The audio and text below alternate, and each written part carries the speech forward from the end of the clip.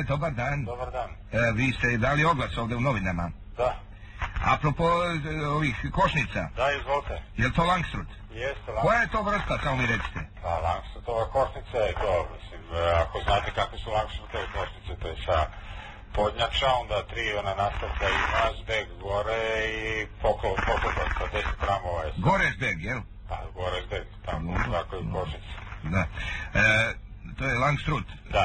Jel to, možda ja sam tek počeo sad pčelarstvom se bavim, nedavno. Da, izvolite. Pa ne znam, jel to ima sad neke veze, Langstroth i pčela, Langstroth, jel ima to, nema veze nikakve? Pa znate šta ima to, mislim, ne mogu to, ono što kaže pčelarstvo je nauka, mislim, te osnovne vrste košnica se Dadan Blatova, Langstrothova, onda ima to pološke i tako. Aha, a ne, ja znam, ja ću to jedno popodne da sednem da proučim ko čovjek, nego mislim sad nemam vremena, trebaju mi kočice, znate. Aha.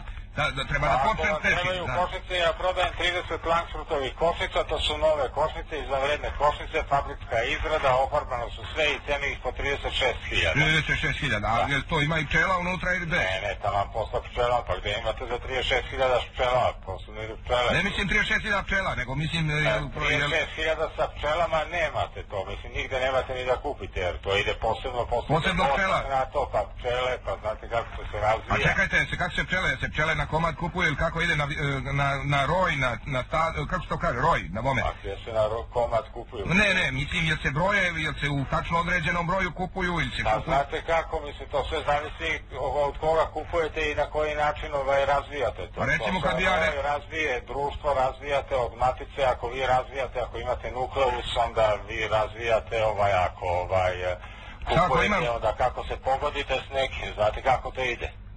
Jasno mi je, znam, nego, pošto sam, kažem, tek na početku toga, a nemam mnogo iskustva, a voleo bih, eto, što kažem, malo možda sam i zalavio što hoću odmah toliko košnica, možda mnogo, je to mnogo košnica, 30?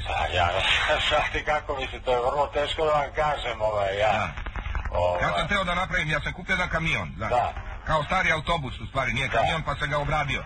Da. I ja sam napravio taj rupet za košnice. Ja jedva čekam proleće da ja to iznesem na livadu. Pa to vam je idealno onda. Znači trebate samo košnice, da vam kupite ove od mene i imate posao. Da bome, i sad još samo idem da jurim pčele negde. Onda trebate da jurite nekoga ko će vam proda društvo, znate. Koga? Društva, ta, pčela rojeve.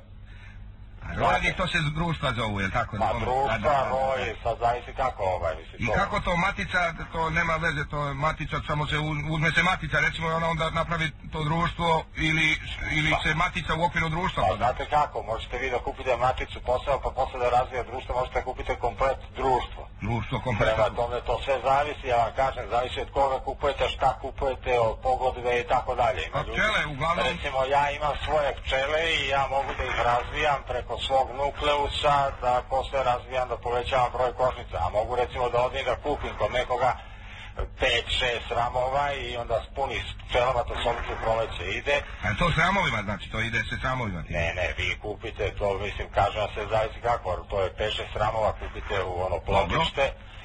Kako plodište? A da ima plodište i medište, ovo je svaka košnica. Plodište je gde su pčele stalno, gde se matica nalazi, a medište je ono gdje sedite med. Zato ona ima svaka ona 3 dela najmanje. Dobro. I onda ja ako uzmem to društvo, jer to u okviru društva dobijem i plodište i medište i dobijem samo...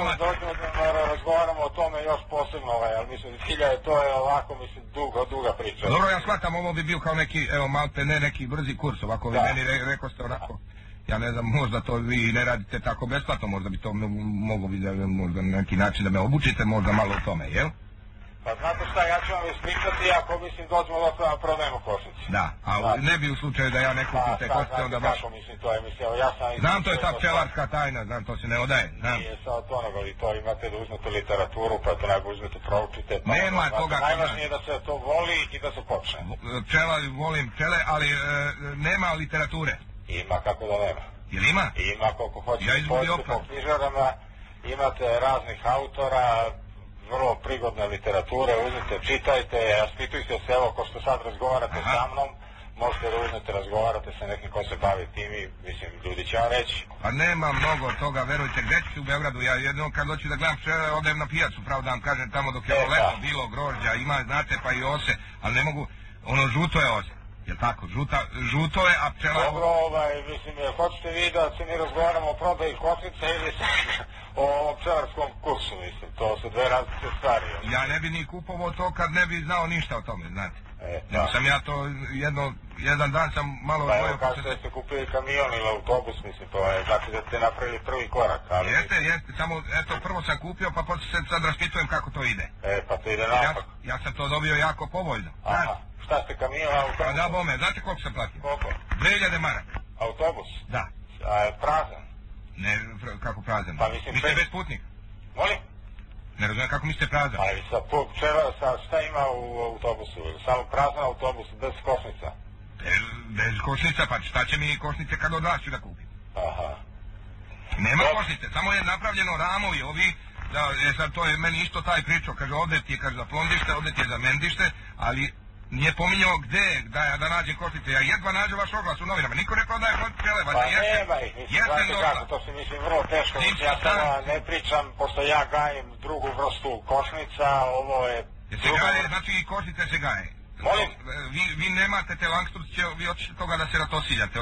Upravo to. Vi imate druge. Ne da se ratosiljam, to su izvanredne košnice, samo što ja drugu vrstu, zato što ja drugu vrstu razvijam. Znači ima ih naravno i više... Pa rekao sam, ima Dadenblad, Langstrut i Pološke i tako dalje. Foxtrot, kako ste rekli ovaj drugi? Dadenblad. Dadenblad. Da, dobro, to očigledno nije za mene, jel? To ovo je više za, ne znam, ovo za kamione, ovo to može, ova Langstrut može slobodno, jel? To nije neka zimska pčela ili tako. Mislim, to matica, društvo. Dobro. Društvo? Dobro, je vas još interesuje nešto? Pa evo, interesuje me samo eventualno, ako bi ja tražio sa pčelama zajedno, znači bez samo košnica praznih, da li bi to bilo možda neki popust, eventualno... Kako popust? A mislim, vi kažete pčela idu društva posebno, je tako? A posebno košnica. Ali to je 36.000 je samo košnica. Ako bi ja i pčele uz vas uzo... Pa ne možete uzeti od pčela kad ja nemam pčele u tim košnicama. Ali ako bi mi nabavili? Kako, zbog čega ja da nabavljam to? Vi nabavljate sami. A ne, ali možda ja ne umem da nabavim to ko vi što mi nabavim. Pa, zbog čega bih ja to nabavljao za vas? Za pare? Za pare? Da. A ne bavim se ja nabavljanje rojeva.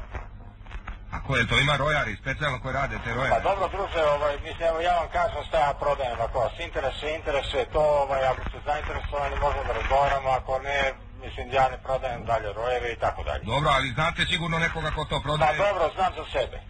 Za sad samo prodajem košnica ako vas interesuje, ako ne, ništa. Dobro, ja sam mislio jedan roj, eto, mi kažete možda. Roj Tinis. Ajde, zdravo.